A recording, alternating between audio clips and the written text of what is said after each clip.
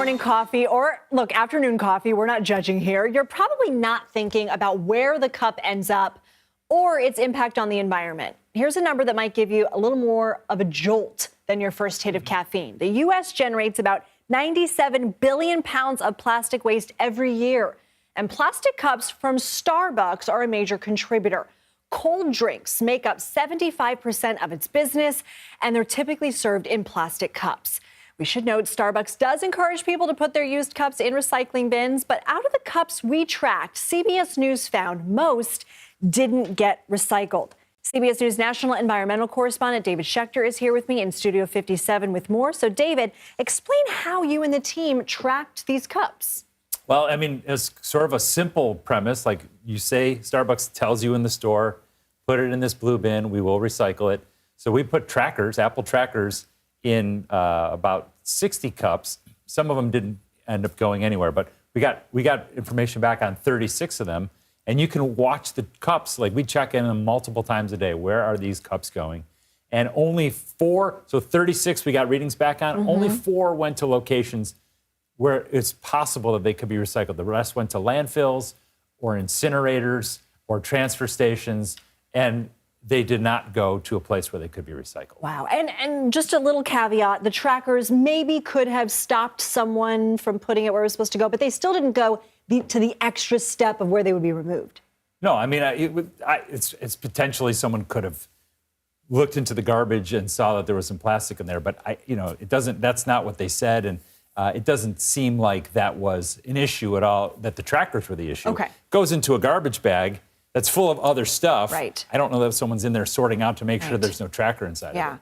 So you talked to an executive from Starbucks about the results of all of this. She said it was unacceptable and disappointing, but you also asked her about plastic put in those marked recycle bins that doesn't end up getting recycled. I want to play some of that. Yep. I think we are doing everything we can to promote recycling in our stores and to guide customers on where to put that cup.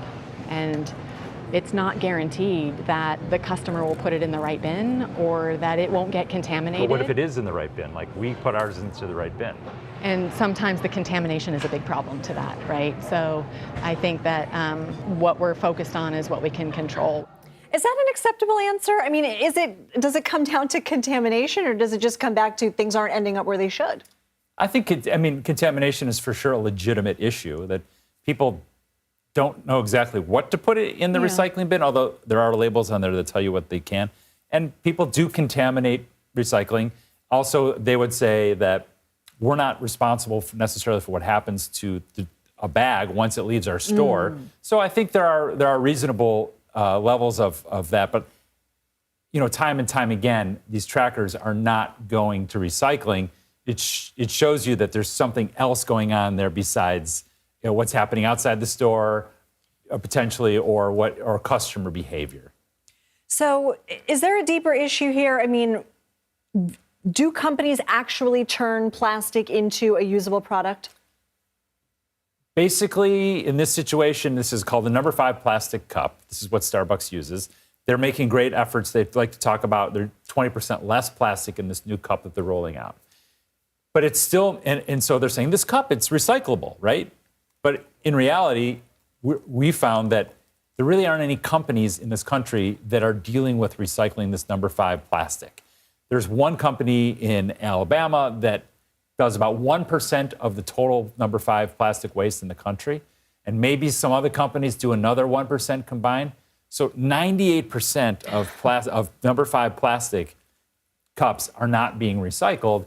And so, we're making a cup that can be recycled, but in reality, there aren't companies that want to. What's your biggest takeaway from here? I mean, it sounds like it's not, we picked Starbucks cups, but I mean, it's like they said, it's not their fault when it leaves their store. I mean, what's your biggest takeaway on what needs to be done here? I think it's a good question. My biggest takeaway is that regulation in particular markets seems to be working.